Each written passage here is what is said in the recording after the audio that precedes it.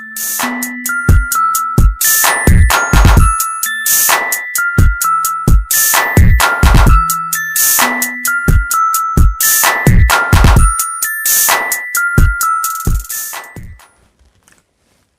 दोस्तों, मैं देवेश कुमार आप सभी का अपने YouTube चैनल पर फिर से स्वागत करता हूं।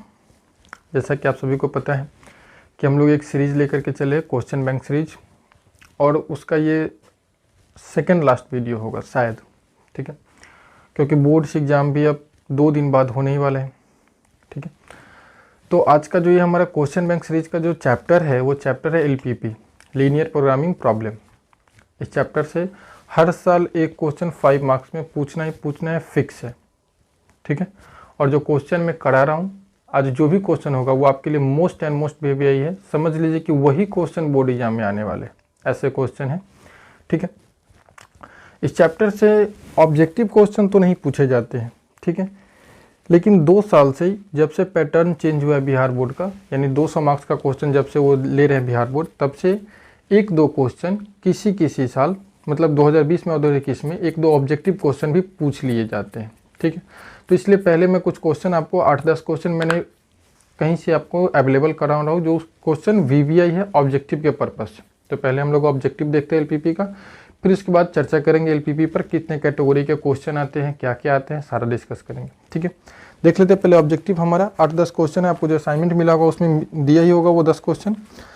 चलिए 10 क्वेश्चन को एक बार रीड कर लेते हैं, 2 मिनट लगेंगे इसमें। सबसे पहला क्वेश्चन है, which of the following is the corresponding equation of each of in equation. 4 in equation बनाया हुआ है और उस इन इक्वेशन के लिए बोल रहा है कि इक्वेशन क्या होगा। सबसे पहला क्वेश्चन जो हमारा वो है AX + BY greater than equal to C, AX + BY greater than equal to C, AX + BY less than equal to C और AX + BY less than C। ये चारों का चारा इन इक्वेशन है। अगर इसको इक्वेशन में कन्वर्ट किया जाएगा तब का हो जाएगा AX + BY = C। बस ये सिंबल किस में कन्वर्ट हो जाएगा, इक्वल में। आपका हो जाएगा ऑप्शन नंबर A सही हो जाएगा, ठीक है। मतलब इन इक्वेशन से इक्वेशन अगर बनाते हैं तो। सेकेंड क्वेश्चन है, which of the following is non negative constants. Non negative constants करने का मतलब x भी always greater than equal to 0 और y भी always greater than equal to 0। यानी 2 का ऑप्शन नंबर क्लियर है। ऑप्शन नंबर हो जाएगा C, x is greater than equal to 0 और y is greater than equal to 0। ये नॉन निगेटिव कॉन्स्टेंट्स आपको देगा, ठीक है। नॉन निगेटिव कहने का मतलब पॉजिटिव वैल्यू ही देगा ऑलवेज, ठीक। तो ये आपका ऑप्शन नंबर C चाहिए, डायरेक्ट क्वेश्चन था। तीसरा नंबर क्वेश्चन हुआ, the feasible region due to non negative constants x greater than equal to 0, y greater than equal to 0 will lie in which of the following quadrant, ठीक है। आप देख लीजिए इसका इक्वेशन। अगर हम बात करें कि x greater than equal to 0 तो 0 से बड़ा इधर आएगा x का वैल्यू, और y का 0 से भरा वैल्यू इधर आएगा। तो कौन सा रीजन आपको कॉमन मिला है, ये वाला फर्स्ट क्वाड्रेंट। आंसर क्या हो जाएगा आपका, first quadrant, option number B, ठीक है। नेक्स्ट आते हैं हम लोग 4th नंबर क्वेश्चन पे। ऐसा क्वेश्चन पूछा जाता है ऑब्जेक्टिव में, the solution of LPP maximise z = 3x + 2y। ये मैक्सिमाइज करना है, नॉर्मल सी बात है। ये ऑब्जेक्टिव क्वेश्चन नहीं है तो सब्जेक्टिव ही, लेकिन ऑब्जेक्टिव में डाल दिया गया है। मैं इसका तरीका आपको आगे बताऊंगा जब डिस्कस करेंगे तब। 4 नंबर क्वेश्चन को आप अभी इग्नोर करके चलिए, जब इसका मेथड बताएंगे फिर जस्ट 2 मिनट बाद, तब आपको सॉल्व समझ में आ जाएगा। 5वां नंबर क्वेश्चन है हमारा,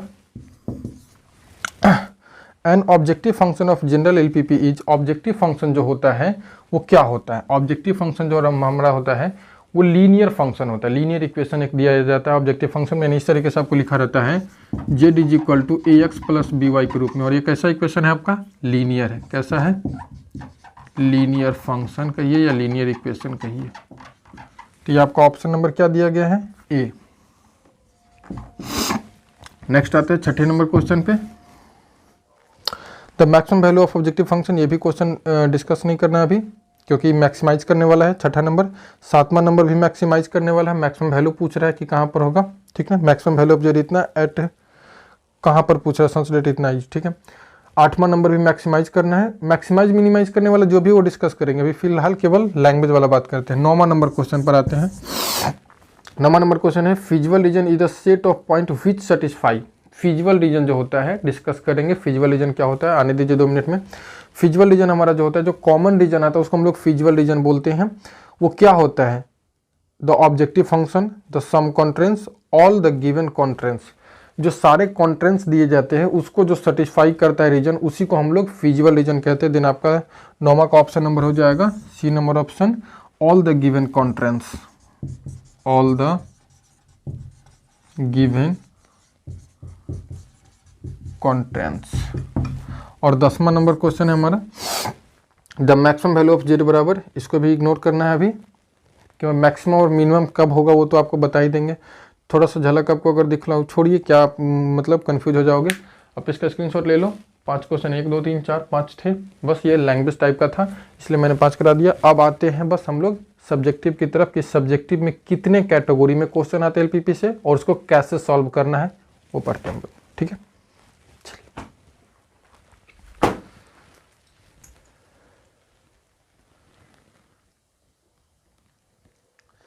देखिए एलपीपी चैप्टर से 3 कैटेगरी में क्वेश्चन पूछे जाते हैं, ठीक है, और वो कोई भी कैटेगरी हो सकता है, लेकिन मोस्टली उसमें इंपॉर्टेंट है एक ही कैटेगरी। 2 कैटेगरी से कभी कभी बाई चांस रेयर केस में पूछ लेता है क्वेश्चन। अगर पूछता है फिर भी हम लोग को घबराने की जरूरत नहीं है। हम लोग इतना कवर करेंगे, सभी क्वेश्चन को तो नहीं करूँगा मैं, क्योंकि प्रत्येक क्वेश्चन कहने का मतलब एक क्वेश्चन पूरा का पूरा एक बोर्ड लेगा, हर ईयर 1-2 क्वेश्चन पूछेगा, डेट मीन्स 12-14 क्वेश्चन, लंबा वीडियो हो जाएगा। काम सब में एक ही है, इसलिए मैं आपको तीनों कैटेगरी पर एक एक सवाल करा दूंगा, ठीक है। वो कैटेगरी क्या होता है जो बोर्ड एग्जाम में, बिहार बोर्ड एग्जाम में जो पूछे जाते हैं एलपीपी का, तीनों कैटेगरी जरा से देख लीजिए। सबसे पहला कैटेगरी जो आएगा एलपीपी में, वर्किंग रूल क्या होगा मैं सबके लिए बता दूंगा आपको, ठीक है। एलपीपी में 3 कैटेगरी के आएंगे। सबसे पहला कैटेगरी जो आएगा वो आपका आएगा बाउंडेड रीजन का। किसका आएगा? बाउंडेड रीजन का। इसमें वर्किंग रूल आपको क्या करना है, काम क्या करना है, सो आपको बता दे रहा हूँ कि क्या क्या काम करोगे दिन आपका सारा का सारा कंप्लीट हो जाएगा। 5 में 5 मार्क्स 100% आएंगे।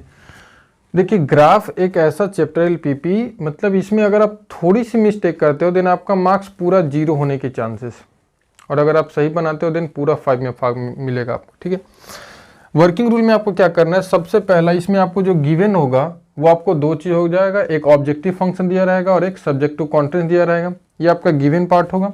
और आपको फाइंड आउट क्या क्या करना है। सबसे पहला काम स्टेप 1 में जो काम करना है आपको, मैं यहाँ पर आपको ये मेथड सिखा रहा हूँ, उसके बाद क्वेश्चन लेकर के चलेंगे। स्टेप 1 में जो इसमें काम करना है आपको, वो करना है draw the graph of all given constraints. जो भी दिया रहेगा, यानी इन इक्वेशन आप समझ लीजिए, गिवन इन इक्वेशन कह लीजिए, इन इक्वेशन, या उसी को आप सब्जेक्ट टू कॉन्ट्रेंट्स कह सकते हैं, कॉन्ट्रेंट्स। स्टेप 2 में आपको क्या काम करना है, डिटरमाइन फीजिबल रीजन।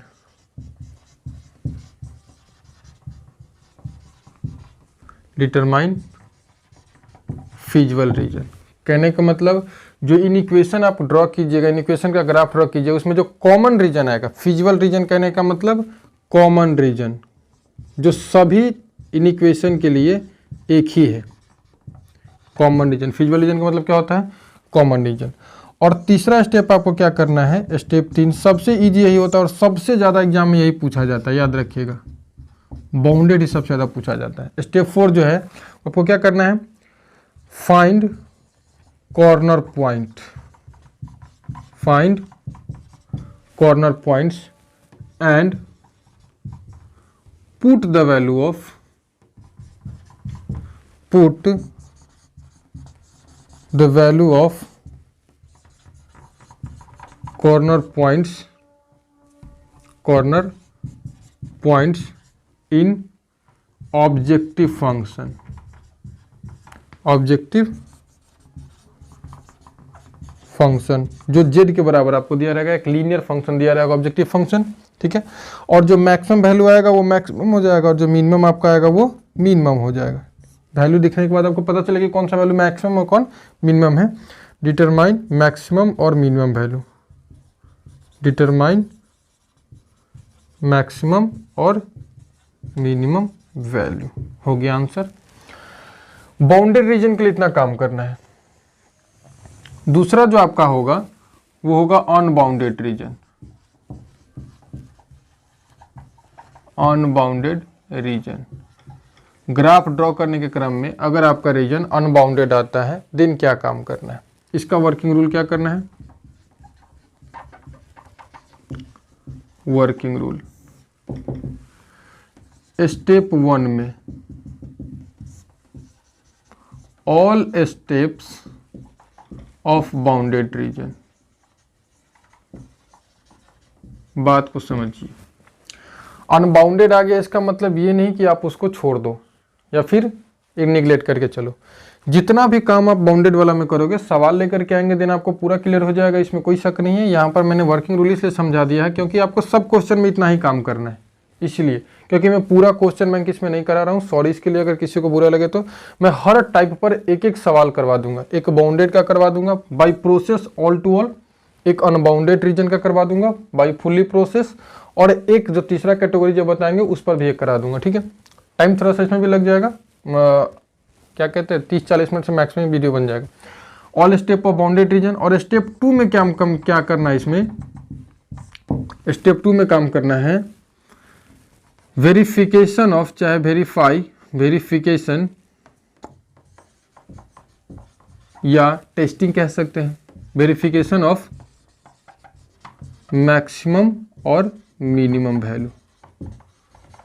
कहने का मतलब निकलेगा इसमें भी मैक्सिमम मिनिमम वैल्यू, लेकिन अनबाउंडेड होने की वजह से इसमें वेरीफाई करना पड़ता है उस वैल्यू को कि वही वैल्यू एग्जैक्ट मैक्सिमम है या नहीं है। वो कैसे होता है, जब इस पर क्वेश्चन आएंगे देन आप समझा देंगे कि कैसे टेस्टिंग किया जाता है, कैसे वेरीफाई किया जाता है। अभी फिलहाल आप इतना समझो कि इसमें 2 स्टेप अप्लाई करना है। 2 कहने के मतलब 2 मत समझना, स्टेप 1 में ये चारों का चारों स्टेप आएगा, देन एक एक्स्ट्रा स्टेप इसमें आ जाएगा अनबाउंडेड वाला के लिए। ठीक है, बहुत कम क्वेश्चन पूछे जाते हैं अनबाउंडेड पे, कभी कभी पूछे जाते हैं। आपको क्वेश्चन दिखा दे रहा हूँ कब पूछा हुआ है। और तीसरा कैटेगरी जो पूछा जाता है वो हमारा होता है लैंग्वेज प्रॉब्लम।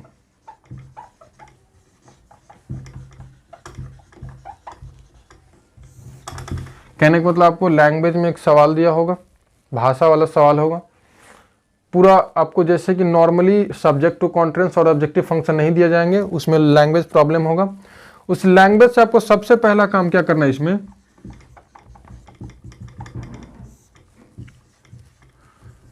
फाइंड, चाहे डिटरमाइन, चाहे कन्वर्ट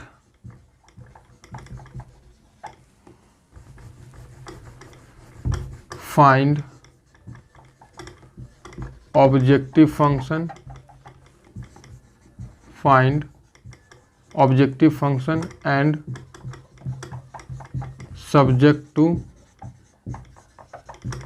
कॉन्ट्रेंस।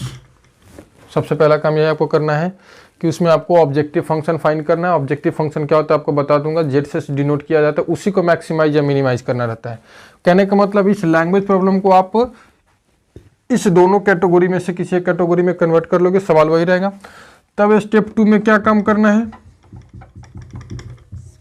सारा का सारा स्टेप 1 को फॉलो करना है। ऑल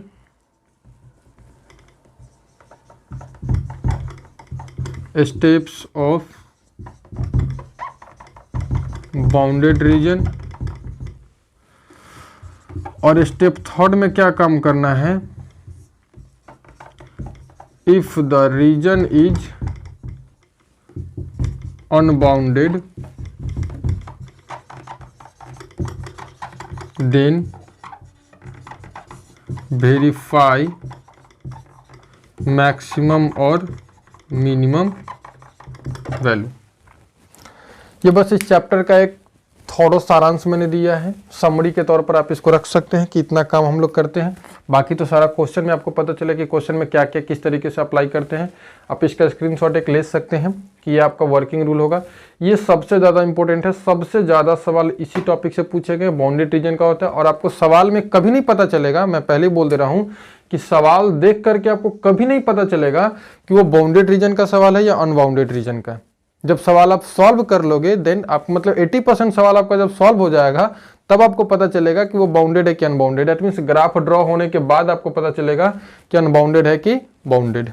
ठीक है, सवाल से कभी नहीं पता चल सकता आपको कि वो बाउंडेड है क्या। हाँ, एक अनुमानित तौर पर कहा जा सकता है, जैसे कि इतना सवाल का प्रैक्टिस कर लिया हमने कि इन इक्वेशन को देख करके हम आपको बता सकते हैं कि बाउंडेड आएगा कि अनबाउंडेड। ठीक है, आप नहीं फिलहाल बता सकते क्योंकि आपका उतना प्रैक्टिस अभी इस पर नहीं है, आपने 10, 12, 15 क्वेश्चन किए होंगे, इसलिए आप नहीं बता सकते, आप तो सवाल सॉल्व करके ही।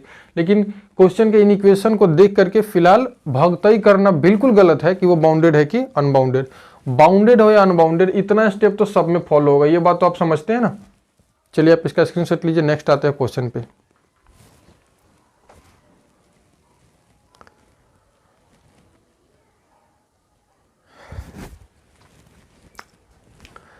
हमने एक क्वेश्चन लिया है, बोर्ड पर आप लोग को दिख रहा होगा, ये बोर्ड एग्जाम 2020 में पूछा गया 5 मार्क्स का क्वेश्चन है। और इस क्वेश्चन का ग्राफ ड्रॉ करने के बाद ये बाउंडेड रीजन का ही आएगा, 100% है, श्योर है, इसमें कोई शक नहीं है। इस क्वेश्चन में देखिए आपको इतना डाटा गिवन है कि ये ऑब्जेक्ट, इसको क्या बोलते हैं, ऑब्जेक्टिव फंक्शन, जिसको मैक्सिमाइज करना रहता है। एक लीनियर फंक्शन दिया रहता है, इसको हम लोग क्या बोलते हैं, ऑब्जेक्टिव फंक्शन, इसको मैक्सिमाइज करना है।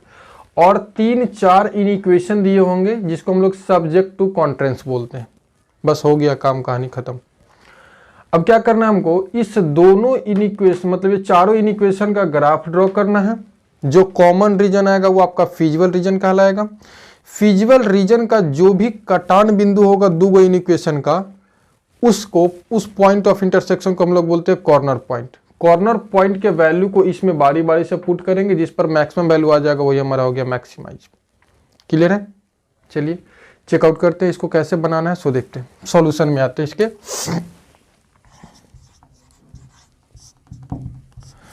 आप, हमारे पास यहाँ पर क्वेश्चन लिखा हुआ है, आपको जब बनाना होगा तो आप लिखिए गिवन, ये सारा डाटा आप लिख लीजिएगा। उसके बाद आपको पता है, मैं आपको बता दूं कि अगर मैं इसका थ्योरी बताता तो सबसे पहले आपको यही बताता कि इन इक्वेशन का ग्राफ कैसे ड्रॉ किया था, क्लास 11th में पढ़ना है। किसी भी इन इक्वेशन के ग्राफ के लिए सबसे पहले उसके इक्वेशन का ग्राफ ड्रॉ किया जाता है। तो इस इन इक्वेशन को हम लोग इक्वेशन मान करके चलेंगे, तो लिखेंगे late the corresponding equation of x plus y less than 50 is x plus y is equal to 50। Then इसका ग्राफ ड्रॉ करने के लिए आपको पता है क्लास 10th में काम किए थे आप लोग, वैल्यू चार्ट रेडी करते हैं। एक x हो गया, एक y हो गया। x के जगह पर अगर 0 रखते हैं तो y आपका 50 हो जाएगा, y के जगह पर 0 रखते हैं तो x आपका 50 हो जाएगा। इससे आपको पॉइंट क्या मिलेगा, एक मिलेगा 0,50 और एक मिलेगा 50,0। ये दो पॉइंट हो गया। अब इस लाइन का इक्वेशन आप ड्रॉ कर सकते हैं आसानी से। चलिए दूसरे के लिए भी आप लिख ली, क्योंकि दो ही इन इक्वेशन में नहीं, ये तो वन वेरिएबल में, तो इसके लिए कोई टेंशन ही नहीं है। ये कह रहा है कि also let the corresponding equation of 3x plus y less than 90 is 3x plus y is equal to 90। और इसका जब वैल्यू चार्ट निकालिएगा आप तो क्या होगा, x y, x अगर 0 करते इसमें तो y कितना हो जाएगा 90, और y अगर 0 करते तो x क्या हो जाएगा आपका 30। यानी आपका पॉइंट आया इसमें 0,90 एंड 30,0। ये दो पॉइंट हो गए आपके पास। चलिए अब आपको बता रहे हैं कि इसके बाद का काम क्या करना है। ये सारा काम जो आप करोगे ये लाइनिंग पेपर पर करोगे, ठीक है, ये भी जानना बहुत ज़रूरी है। कोई भी व्यक्ति ऐसा मत सोचे कि आप अपने पेपर जो आपको दिया रहेगा, क्या कहते हैं आंसर पेपर, उस पर आप इसको बना लीजिएगा, आपका मार्क्स नहीं मिलेगा। ठीक है, ग्राफ में दोनों साइड होता है, एक तरफ ग्राफ पेपर होता है, एक तरफ लाइनिंग पेपर होता है। तो लाइनिंग पेपर पर ये सारा काम करना, आपको उसी में हटाना है किसी भी तरीके से मैनेज करके। और ग्राफ पेपर पर केवल ग्राफ होना चाहिए और उस पर स्केल होना चाहिए, बाकी और कोई भी काम उस पर नहीं करना रहता है। ठीक है, चलिए इसके बाद दोनों काम हो गया। अब आते हैं ग्राफ पेपर की बात करते हैं। 1-2 नंबर का ऑब्जेक्टिव नहीं कि उठा लो। चलिए ये आपका 2 एक्सिस हो गया, कोऑर्डिनेट एक्सिस, ये आपका हो गया x एक्सिस, ये आपका हो गया y एक्सिस। अब आप इसमें स्केल जो लोगे 1, 2, 3 बिल्कुल नहीं ले सकते, क्योंकि 50, 90, 30 का बात आ रहा है। तो आप 10, 15, 20 इस तरीके से बनाओगे, 10, 20, 30, 40, x पर मैक्सिमम 30 तक है, 50 तक है, 50, 60, 70, 10, 20, 30, 40, 50, 60, 70, 80 और ये 90। ठीक है, मैक्सिमम 90 लेना है, मर्जी 100 कर लीजिए, कोई दिक्कत नहीं। ये आपका ओरिजिन हो गया, कोई भी पॉइंट आपका छूटना नहीं चाहिए, एक एक स्टेप को इसमें फॉलो करना अच्छे से। पहले लाइन के लिए इस पहले दोनों लाइन को छोड़ करके पहले इस दोनों का देख लेते हैं। ये कह रहा है कि x greater then 0, x greater then 0 कहने का मतलब है ग्रेटर देन इक्वल टू 0, मतलब x वाला 0 से बड़ा वैल्यू लेना चाहिए। तो x वाला आप देखिए, जैसे कि x बराबर 10 यहाँ पर है, सॉरी x बराबर 10 नहीं, x 10 यहाँ पर, x 10 यहाँ पे है, x 20 यहाँ पे, x 30 यहाँ पे। अगर x बराबर 10 का लाइन खींचते तो क्या खींचते, ऐसे खींचते। x बराबर 0 का लाइन अगर खींचेंगे तो x बराबर 0 आपका क्या हो जाएगा, x बराबर 0 का लाइन यही है, क्लियर है। अभी कह रहा है कि 0 से बड़ा या 0 के बराबर, देन इस लाइन को लेते हुए 0 को लेते हुए 0 से बड़ा इधर ही ना होगा, 0 से छोटा होता देन इसका डायरेक्शन इधर होता। Am I right. चलिए दूसरा हमारा y is greater than equal to 0, that means y जो है, y पहले y इक्वल टू 0 का ग्राफ ये है, x एक्सिस हमारा होता है जो y इक्वल टू 0 का ग्राफ होता है। अब इस ग्राफ को कहता है कि 0 से बड़ा या 0 के बराबर, तो 0 के बराबर है तो ये बोल्ड लाइन रहेगा और ये ऊपर की तरफ ऐसे। अभी फिलहाल अगर इसकी बात करूँ इसी दोनों इक्वेशन में, तो आपको दिख रहा होगा कि कॉमन रीजन ये है। अगर इसको सीधी भाषा में समझा जाए तो ये समझ लीजिए कि एक पिताजी के पास 4 संतान हैं, 4 बेटे हैं, 1 2 3 4, चारों में सर्वसम्मति रखा गया। जमीन बंटवारे की बात आई तो जैसे कि उन्होंने कहा कि चलो सब अपनी अपनी पसंद बताओ कि किसको किधर से कौन सा जमीन चाहिए, इतना बड़ा प्लॉट है ये। एक भाई आया, वो बोला कि हमको यहाँ से इधर जमीन चाहिए, ठीक है, और दूसरा भाई आया, वो बोला कि हमको यहाँ से इधर जमीन चाहिए। मतलब ये जमीन ऐसा है जिस पर फसाद हो सकता है, मतलब दोनों को पसंद है ये जमीन। अभी 2 भाई बाकी है। फिर तीसरा भाई आया तो वो कहा कि हम ना ऐसे लेंगे ना ऐसे लेंगे, बीचे बीचे वो लकीर पार दिया। वो 0,50 कहाँ पर गया, 0,50, x पर 0 y पर 50, ये आपका 10, 20, 30, 40, 50, 60, 70, वो 0,50 यानी यहाँ पर पॉइंट बैठा है। ये थोड़ा सा भद्दा लग रहा है, इसे आप मत लिखना, हमको आप लिखना, मतलब हमको यहाँ पर थोड़ा सा गंदा हो जा रहा है इसलिए मैं छोड़ रहा हूँ। यहाँ पर 0,50 पॉइंट आ गया और देखो 50,0, ये 50,0 यहाँ पर आएगा। इस दोनों पॉइंट को मिला करके एक लाइन खींचा वो तीसरा भाई साहब ऐसे स्टेट में, मेरा थोड़ा सा टेढ़ा हो सकता है, आपका स्टेट होना चाहिए, ठीक है। और उसके बाद वो बोला, क्योंकि इन इक्वेशन होता है तो इन इक्वेशन कोई रीजन लेता है, वो या तो इससे इधर मांगा होगा नहीं तो इससे इधर मांगा होगा। ये कैसे डिसाइड करेंगे, ये बहुत मुश्किल काम है, मुश्किल नहीं बहुत आसान है। वैसे में आप कोई भी पॉइंट इस लाइन से इधर का पॉइंट या इस लाइन से उधर का कोई भी पॉइंट आप इस इन इक्वेशन में पुट करोगे, अगर इन इक्वेशन को सही साबित कर देगा देन उधर ही वो डायरेक्शन देगा, ठीक है। देखिए अगर हम इसमें ये पॉइंट 0,0 पुट करते देन 0 + 0 आपका क्या हो जाएगा 0, और ये कह रहा है कि 0 इज लेस देन 50। ये बात ट्रू है या फॉल्स, 0 जो है 50 से छोटा है ना, सही है, और ये इन इक्वेशन का साइन भी सही है, तो मतलब इसका डायरेक्शन किधर होगा, 0 की तरफ झुक जाएगा, ठीक है, क्लियर है। तो ये तीसरा भाई साहब जो आया था वो यहाँ से लकीर खींच दिया और इधर बोला कि हम इससे इधर जमीन लेंगे, तो कहने का मतलब कॉमन रीजन आपका ये त्रिभुज वाला पार्ट आ गया। इसका ये किसका इक्वेशन है, इस पर ग्राफ पर इसका इक्वेशन लिख दीजिएगा ताकि आपको पता चले कि किसका इक्वेशन है। ये किसका था, x + y = 50 का, x + y = 50 का, ठीक है।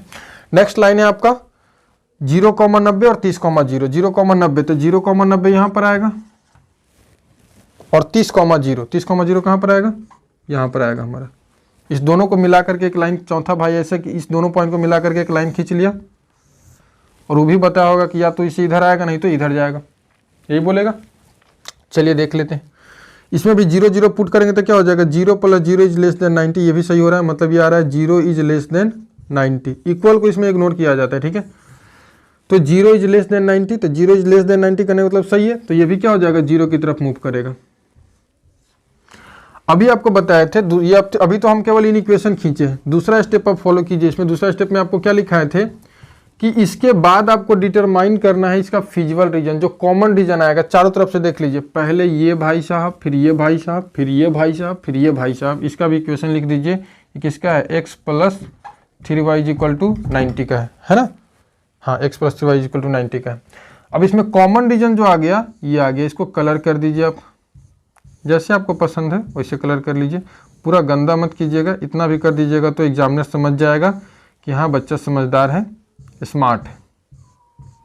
ये आपका फिजिबल रीजन। देखिए इसको बाउंडेड बोलने का रीजन क्या है, ये चारों तरफ से घिरा हुआ है इसलिए इसका नाम पड़ गया बाउंडेड। अब बाउंडेड रीजन में जो पॉइंट ऑफ इंटरसेक्शन होता है उसको हम लोग बोलते हैं कॉर्नर पॉइंट। यस, अब ये सारे कॉर्नर पॉइंट आपके कौन कौन से हो जाएंगे, ये कॉर्नर पॉइंट 4 हो गए, 1 2 3 4, जिसमें से आपको 3 का कोऑर्डिनेट क्लियर पता चल रहा है। ये आपका हो गया 30,0, ये आपका हो गया यहाँ पर 1 2 3 4 5, सॉरी 1 2 3 4 5, तो आपका हो गया 0,50। और ये पॉइंट ऑफ इंटरसेक्शन आपको नहीं पता चल रहा है, ये क्या है, कॉर्नर पॉइंट। तो इसके लिए आपको क्या करना होगा, ग्राफ पेपर में आपको क्लियर नजर आएगा कि ये पॉइंट ऑफ इंटरसेक्शन क्या है, लेकिन यहाँ पर आपको पता नहीं चला है, तो इसलिए आपको क्या करना होगा, सबसे पहले इस दोनों लाइन को सॉल्व कर लीजिए। दोनों लाइन का इक्वेशन जो आपको दिया गया, जैसे x + y = 50, तो ये आपका क्या है 3x + y, यहाँ पर हम मिस कर दिए, 3x + y लिख देना चाहिए था, 3x + y = 90, 3x + y बराबर क्या आपका 90। दोनों इक्वेशन को सॉल्व करोगे, जो x का वैल्यू आएगा x कोऑर्डिनेट, जो y का वैल्यू आएगा वो y कोऑर्डिनेट, तो सॉल्व कर लीजिए। अगर ग्राफ में आपके पास जगह है तो ग्राफ में कर लीजिए, नहीं तो रफ में कर लीजिए, कोई दिक्कत नहीं है। 3x + y = 90 और x + y = 50, minus minus minus cut जाएगा, ये आपका हो गया 2x = 40, x = 20, x 20 इसमें डालेगा तो y कितना हो जाएगा 30। दैट मीन्स आपका पॉइंट ऑफ इंटरसेक्शन कितना हो गया 20,30। क्लियर है। अब कुछ नहीं करना है, इसके बाद लास्ट स्टेप बचा हुआ है और बहुत ही आसान है वो चीज। वो क्या होता है हमारा, कॉर्नर पॉइंट का वैल्यू पुट करना ऑब्जेक्टिव फंक्शन में, ठीक है। और यहाँ पर हाँ एक चीज जरूर लिखिएगा, ग्राफ के राइट साइड पेपर में यहाँ पर स्केल लिखा जाता है ऑलवेज, ठीक ना, ये बहुत इंपॉर्टेंट है। स्केल क्या होता है कि आप कितना माप ले रहे हैं इसको कभी मत भूलिएगा लिखना, ठीक है।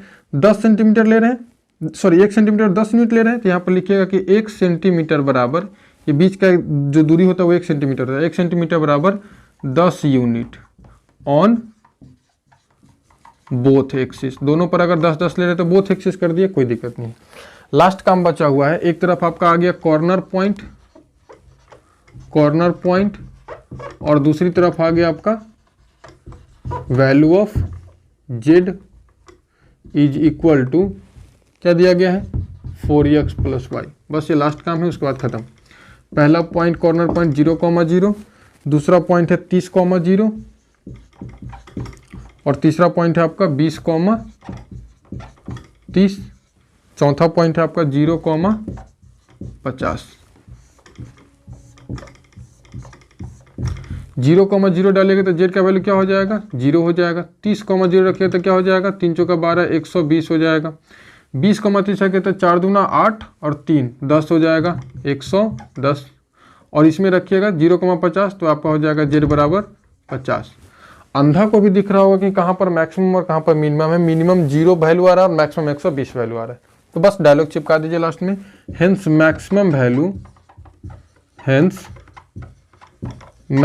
वैल्यू ऑफ z = 120 एट कहाँ पर 30,0 पर। आंसर। एक सवाल मेरे मन में है, आपके मन में भी होना चाहिए कि अगर कहीं 120 दो पॉइंट पर आ जाता, मान लेते हैं कि इस पॉइंट पर भी और इस पॉइंट पर भी 120 आ जाता, तो किस पर लिखते? आप सोचो कि पहले जो आएगा उस पॉइंट पर लिखेंगे, ऐसा बिल्कुल भी नहीं। आपको दोनों पॉइंट पर लिखना पड़ेगा, लेकिन दोनों पॉइंट पर नहीं। कैसे लिखा जाता है, बस काम सारा सेम यहाँ तक करना, उसके बाद बस ये डायलॉग चेंज हो जाएगा। Hence maximum value of z = 120 at all point of line joining by the ये पॉइंट एंड ये पॉइंट। जो पॉइंट दो आएगा जिस पॉइंट पर वो पॉइंट, बस खाली डायलॉग चेंज कर देना है, बाकी काम सारा सेम है। इसीलिए इस चैप्टर के पूरा क्वेश्चन को सॉल्व करना बेवकूफ़ी अपने आप में, सारा एक ही टाइप का सवाल है, बस डायलॉग जगह जगह पर चेंज होता जाता है और कुछ नहीं, बाकी काम सारा सेम है। पहले टाइप बाउंडेड रीजन का हम लोगों ने किया है, दूसरा टाइप आप लोग को अनबाउंडेड का बताऊंगा, उसको थोड़ा सा फास्टली बताएंगे क्योंकि काम सारा सेम करेंगे, बस लास्ट में टेस्टिंग का तरीका आप लोग को अलग से बताएंगे, ठीक है, थोड़ा सा स्लो उसमें कर देंगे। और एक है क्या बोलते हैं, लैंग्वेज प्रॉब्लम वाला क्वेश्चन को करके दिखाएंगे, बाकी हमारा LPP यहीं पर खत्म होगा। देन आगे हम लोग चलेंगे ABC की तरफ। आप इसका स्क्रीनशॉट लीजिए, नेक्स्ट हम लोग आते हैं।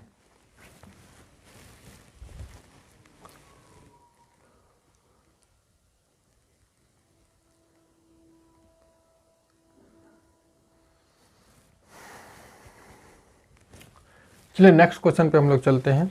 ये दूसरा क्वेश्चन है हमारा, जिसमें कह रहा है minimise z is equal to x plus two y subject to constraints. इसमें भी 4 दिया गया, x plus two y greater than equal to 6, 2x plus y greater than equal to 3 and x y greater than equal to 0। ये unbounded का question है। मैं sure 100% कह सकता हूँ ये अनबाउंडेड इसमें आएगा तो आएगा, नो टेंशन। सारा काम सेम तरीके से करने वाले। सबसे पहले क्या काम करना है आपको, इस दोनों इन इक्वेशन के लिए आप लोग को वैल्यू चार्ट ड्रॉ करना है। इसका ड्रॉ नहीं करना है, इसका फिजिबल रीजन पता करना है, कॉर्नर पॉइंट पता करना है, मैक्सिमम और मिनिमम वैल्यू तक निकालना है। ठीक है, चलिए फटाक से काम कर लेते हैं हम लोग। क्या करेंगे, इसमें गिवन है आपका, इसको लिखेंगे कि let the corresponding equation of x plus two y greater than equal to 6 is x plus two y equal to 6। Value chart draw करेंगे। इसका सारा राम कहानी सेम है, इसलिए इसमें आप लोग को समझने में दिक्कत होना चाहिए। x0 रखेंगे देन y क्या हो जाएगा हमारा, x0 रखने पर y हमारा 3 हो जाएगा, y0 रखने पर x कितना हो जाएगा, 6 हो जाएगा। क्लियर है। Also let the corresponding equation of 2x plus y greater than equal to 3 is 2x plus y is equal to 3। इसका वैल्यू चार्ट ड्रॉ करेंगे। x y, x0 रखेंगे, x0 रखेंगे तो y कितना आ जाएगा हमारा 3। y0 रखने में फ़ायदा नहीं, क्योंकि y0 रखने में बटा में आ जाएगा, इसलिए y को क्या रख लेते हैं हम लोग, 1 रख लेते हैं। तो y अगर 1 रखते हैं तो क्या हो जाएगा, ये भी आपका 1 आ जाएगा। क्लियर है। आपका पॉइंट होगा 0,3 और 1,1। चलिए नेक्स्ट यहाँ पर ड्रॉ कर लेते हैं ग्राफ ड्रॉ करेंगे।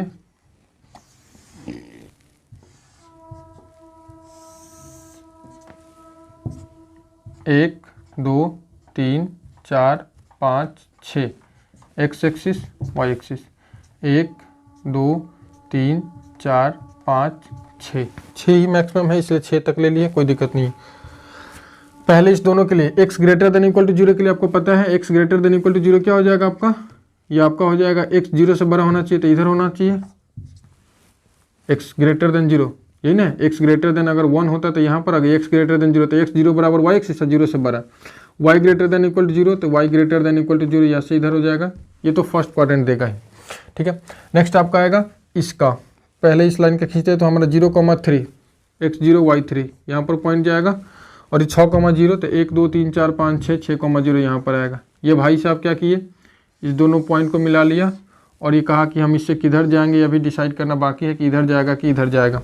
अब अगर 0 0 डालते इसमें तो क्या हो जाएगा, 0 प्लस 0 0 ग्रेटर देन 6। क्या ये स्टेटमेंट सही है, बिल्कुल गलत है कि 0 6 से बड़ा होता है क्या, नहीं।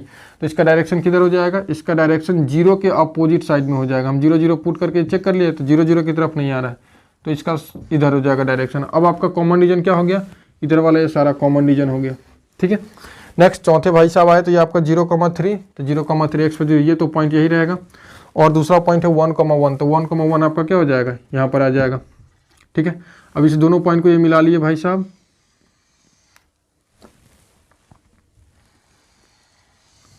ठीक है, और इसमें भी चेक करने पर पता चला कि इसका डायरेक्शन किधर है, 0,0 यानी 0 प्लस 0 ग्रेटर देन 3, इसमें आ जाएगा 0 ग्रेटर देन 3। ये भी स्टेटमेंट गलत है, तो इसका डायरेक्शन क्या हो जाएगा, अपोजिट टू ओरिजिन। अब इसमें आप अगर फिजिबल रीजन आप पता कीजिए तो फिजिबल रीजन देखिए यहाँ पर आपको मिलेगा, फिजिबल रीजन आपको ये मिल जाएगा इसका।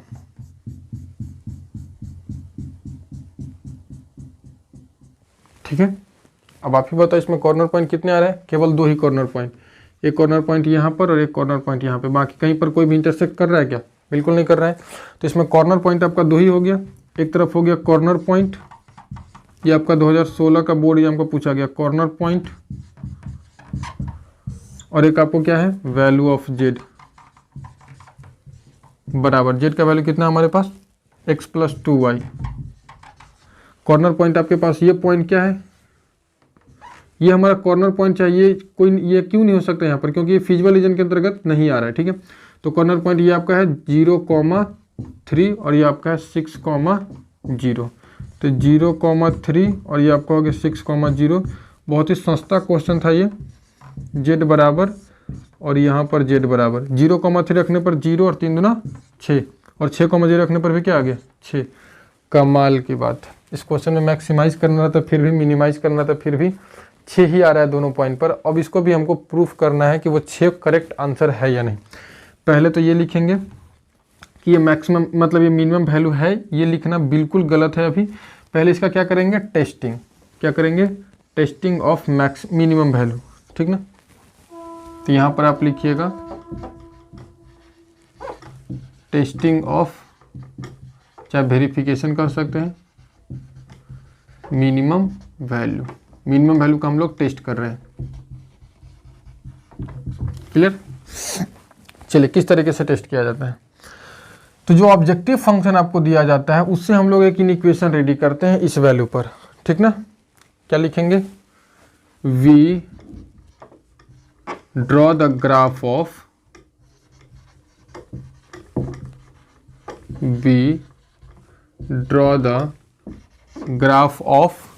x plus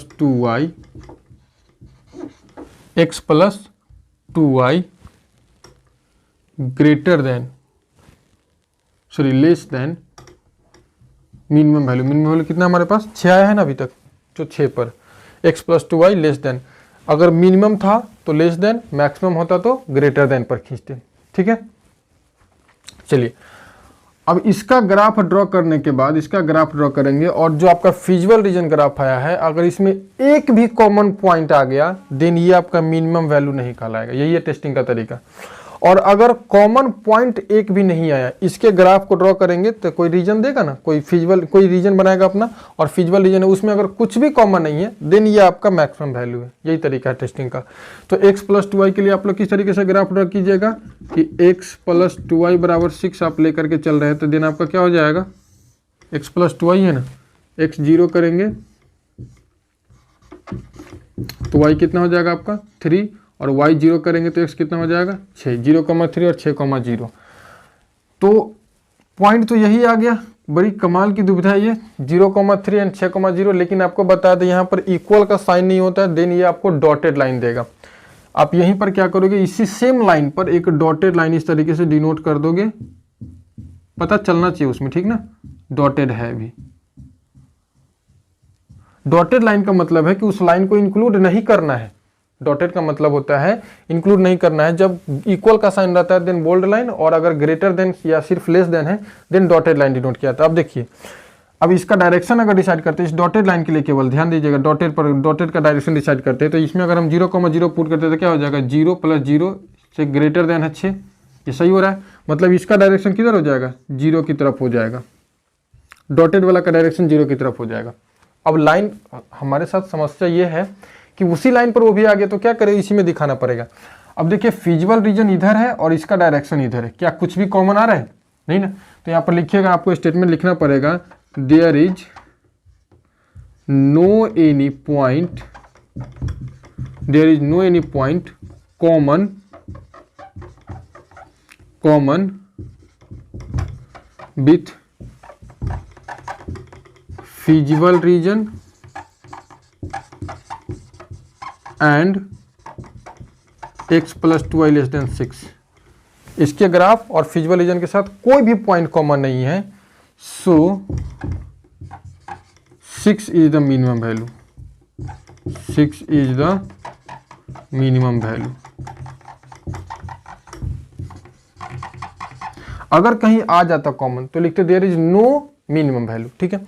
अब क्या लिखेंगे, 6 हमारा मिनिमम वैल्यू हो गया, लेकिन समस्या की बात यह है कि दोनों पॉइंट पर 6 ही आ रहा है। तो आपको अब जो स्टेटमेंट सिखाए थे पहले वाला क्वेश्चन में कि अगर एक दो पॉइंट पर सेम वैल्यू आ जाए तो क्या लिखेंगे, यहां पर लिखेंगे hence minimum value of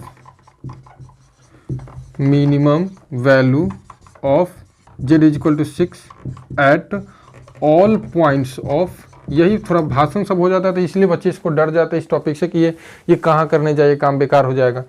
all points of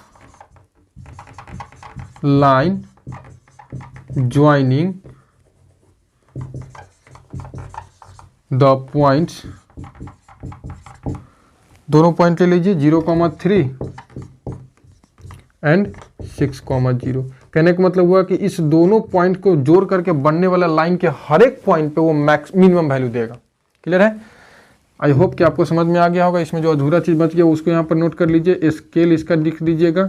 एक ले रहे हैं तो 1 सेंटीमीटर बराबर 1 यूनिट ऑन बोथ एक्सिस। और इसका इक्वेशन लिख दीजिए। कौन सा इक्वेशन है ये आपका? ये किसका लिए थे? 2x + y = 3 का। और ये किसका है? ये किसका इक्वेशन है? तो इसका इक्वेशन आप लिख दीजिए। जगह तो है नहीं यहाँ पर। इसका इक्वेशन इधर लिख दीजिए। किसका इक्वेशन है? x + 2y = 6 का। ये अनबाउंडेड रीजन के लिए था। आप इसका स्क्रीनशॉट लीजिए।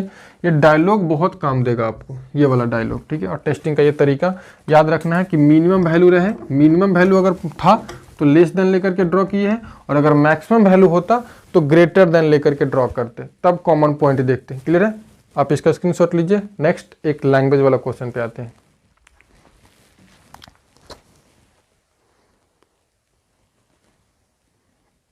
चलिए, ये तीसरा सवाल है हमारा, लास्ट कैटेगरी का, language problem.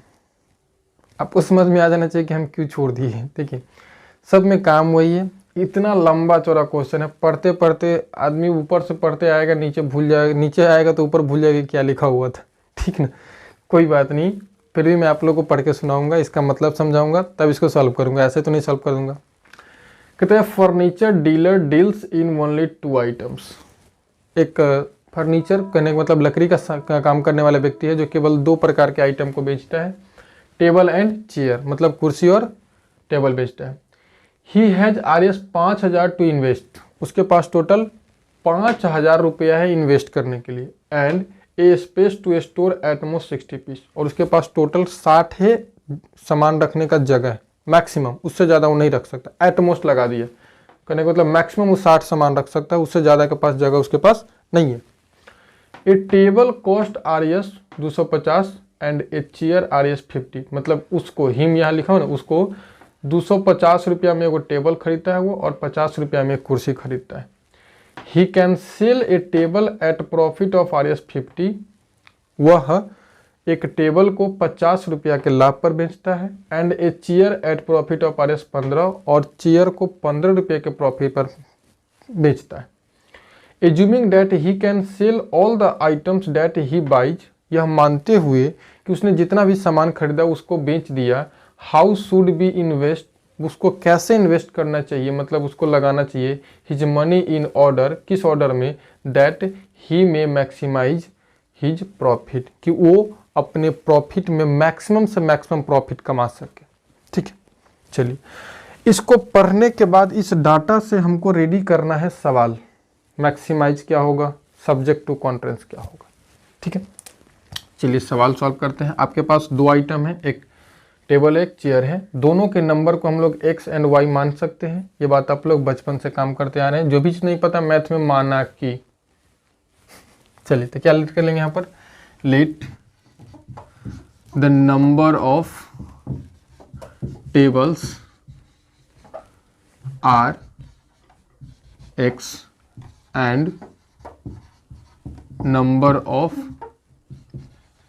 Chairs are y। ठीक है? एक टेबल मतलब नंबर ऑफ टेबल कितना है? x है, और नंबर ऑफ टेबल कितना है? y। अब इसको पहले देख लेते हैं कि टोटल पैसा इसके पास कितना है? 5000 है, और टोटल पीस कितना रख सकता है? 60। तो एक बात तो यहीं पर आ गया कि x और y दोनों मिल करके ज़्यादा से ज़्यादा 60 हो सकता है, 60 से बेसी नहीं हो सकता है। चलिए, अब इसमें बनाते हैं हम लोग। मैक्सिमाइज करना है, उसके लिए जगह छोड़ दे रहे हैं। मैक्सिमाइज ना करना है तो मैक्सिमाइज क्या करना है? z बराबर जो आएगा उसके लिए अभी जगह छोड़ दे रहे हैं, क्योंकि वो नीचे लिखा हुआ है। अभी चलते हैं सब्जेक्ट टू पर। सब्जेक्ट टू ये क्या क्या कह रहा है? सबसे पहला पॉइंट एक यही आ रहा है कि स्पेस टू स्टोर एटमोस्ट कितना पीस है? 60 पीस है। इसी में से निकालना है हम लोग को। डैट मीन्स कि दोनों पीस मिला करके x और y मिला करके कितना हो सकता है? 60 हो सकता है। ज़्यादा से ज़्यादा मतलब ये x + y less than equal to 60 हो जाएगा। x + y 60 से बड़ा कभी नहीं हो सकता। 60 से छोटा रख सकता हूँ, चाहे 60 के बराबर भी रख सकते, लेकिन 60 से बड़ा नहीं हो सकता। पहला पॉइंट क्लियर है। दूसरा कह रहे हैं एट कॉस्ट हिम 250, टेबल पर 250 रुपया एगो पर और कुर्सी पर कितना उसको पड़ रहा है 50 रुपया। तो एक टेबल पर 250, तो एक्स टेबल पर कितना 250x अब प्लस एक कुर्सी पर 50, तो वाई कुर्सी पर कितना 50y। और ये पैसा हो गया, ये कितने पैसा के अंदर में आ जाना चाहिए, तो टोटल कितने में 5000 में आ जाना चाहिए। तो लेस देन इक्वल टू 5000। इसी को आप लिख सकते हैं, इसमें से 50 कॉमन कर लेते आपको क्या मिल जाएगा 5x plus y less than is equal to 50 से 100 मरतबे कट जाएगा तो 100। दूसरा इक्वेशन भी आपका रेडी हो गया। बाकी और कुछ नहीं है, अब मैक्सिमाइज करने वाला है और दोनों का जो वैल्यू होगा एक वो आपको अपनी मर्जी से रखना है कि टेबल भी ग्रेटर देन इक्वल टू 0 हो सकता है और कुर्सी भी ग्रेटर देन इक्वल टू 0 हो सकता है। मतलब 0 टेबल की संख्या हो सकता है 0 से बड़ा। ऐसा होगा कि -3 गो टेबल लेके आएगा, वो कभी नहीं हो सकता ना। जब भी लेगा तो कोई पॉजिटिव नहीं, 3 गो टेबल लेगा तो इधर मतलब 57 गो कुर्सी ले सकता है, ठीक है। या अगर टेबल एको को नहीं लिया तो कुर्सी 57 गो 60 गो हो जाएगा, मैक्सिमम ले सकता है अगर तो कहने का मतलब x ग्रेटर देन 0। ये तो आपको अपनी मर्जी से रखना है कि टेबल की संख्या भी 0 ग्रेटर देन होगा और y भी greater than equal to 0। Question आपका रेडी हो गया।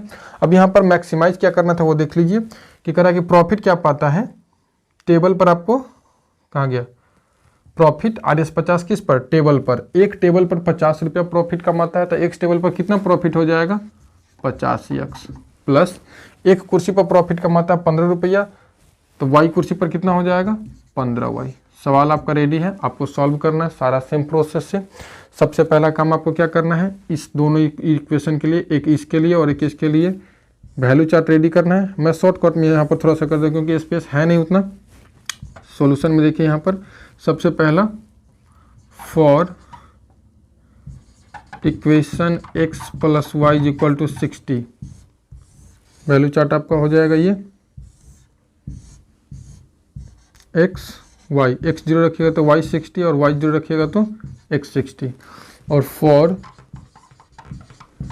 Equation of 5x plus y equal to 100, value chart आपका इस तरीके से हो जाएगा। ये बाउंडेड आएगा, इसमें कोई शक नहीं है।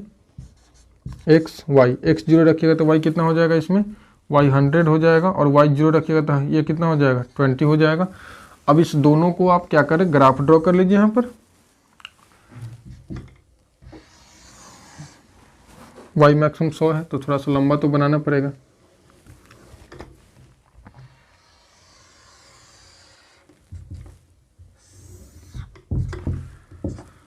दस 20 30 40 50 60 70 80, 10 20 30 40 50 60 70 80 90 100 110 120।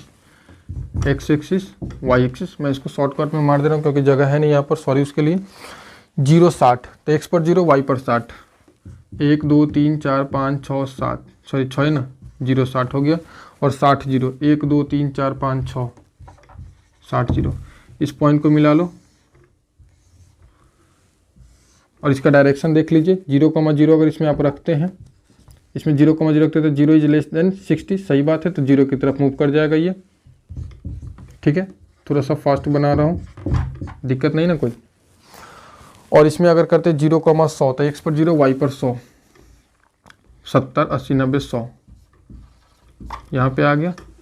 और दूसरा पॉइंट आपको क्या मिलेगा 20,0 वो यहाँ पर मिल जाएगा। इस दोनों पॉइंट को मिला दीजिए, इसका भी डायरेक्शन इधर ही होगा, चेक कर लीजिए, कोई शक नहीं। और दूगो इसके लिए x ग्रेटर देन 0 के लिए, x greater than equal to 0 के लिए और y greater than equal to 0 के लिए, ये हो गया। फिर आपका फिजिबल रीजन क्या आ जाएगा, ये वाला आपका फिजिबल रीजन आ जाएगा, ठीक है। कॉर्नर पॉइंट ये आपका हो गया, एक 20,0, एक हो गया 0,60 और एक ये पॉइंट ऑफ इंटरसेक्शन आपका क्या आएगा। दोनों को सॉल्व करके देख लीजिए, इस इक्वेशन को और इस इक्वेशन को सॉल्व कीजिए तो y कट जाएगा। 4x बराबर 40 तो x बराबर आपका हो गया 10, श्योर है आएगा ये 10। और जब x 10 है तो y कितना होगा 50, ये पॉइंट ऑफ इंटरसेक्शन आपका हो गया, ठीक है। कॉर्नर पॉइंट आपके पास 4 है, यहाँ पर स्केल लिख दीजिएगा। स्केल में वही लिखिएगा, 1 सेंटीमीटर बराबर 10 यूनिट। अब यहाँ पर आपका कॉर्नर पॉइंट 4 है, कॉर्नर पॉइंट और वैल्यू ऑफ जेड बराबर क्या है हमारे पास 50x प्लस 15y। ठीक है, कॉर्नर पॉइंट आपके पास है 0,0, 20,0, 10,50 और तीसरा है 0,60। इस पर जेड का वैल्यू कितना हो जाएगा, जेड बराबर 0। इस पर जेड का वैल्यू हो जाएगा आपका 20, 2500, 1000। इस पर आपका जेड का वैल्यू हो जाएगा 500 और 15 × 75 यानी 1250। और इस पर वैल्यू आपका हो जाएगा 15 × 6 = 90, जेड बराबर 900। मैक्सिमाइज करना है, देख लीजिए कहाँ पर वैल्यू है। 1250 रुपया मैक्सिमम प्रॉफिट कमा सकता है, कब, जब वो 10 कुर्सी और 50 टेबल, 10 टेबल और 50 कुर्सी अगर खरीदता है तब उसका मैक्सिमम प्रॉफिट होगा 250। यहाँ पर अब लाइन जगह नहीं तो हम लिख देते हैं, hence he got maximum profit RS 12,000 मतलब 1000 बार 250 यानी 1250 when he by 10 tables and 50 chairs. हो गया, बात खत्म। LPP यहीं पर समाप्त करेंगे, आप इसका स्क्रीनशॉट ले लीजिए। नेक्स्ट हम लोग आएंगे ABC पर, एरिया बाउंडेड बाई कर्व पर। बहुत छोटा एक्सरसाइज है वो, 7 क्वेश्चन अभी तक मात्र पूछे गए उस एक्सरसाइज से। ठीक है, तो आप फिलहाल आज इतना ही रहने देते हैं। ठीक है, ये छोटा सा पार्ट मिलेगा आपको, ABC का भी बहुत छोटा पार्ट मिलेगा, आधे घंटे का वीडियो होगा वो भी, उसमें भी थोड़ा सा समझा देंगे, उसके बाद उसका वीडियो बना देंगे। आप इसका स्क्रीनशॉट ले लीजिए। अंतिम समय में है, आप लोग अच्छे से तैयारी कीजिए। आप लोगों को एग्ज़ाम की हार्दिक शुभकामनाएं, क्योंकि अब 2 ही दिन एग्ज़ाम में बचे हुए, आज और कल, उसके बाद परसों तो आपको एग्ज़ाम ही देना है। ठीक है, तो all the best, thank you so much, bye.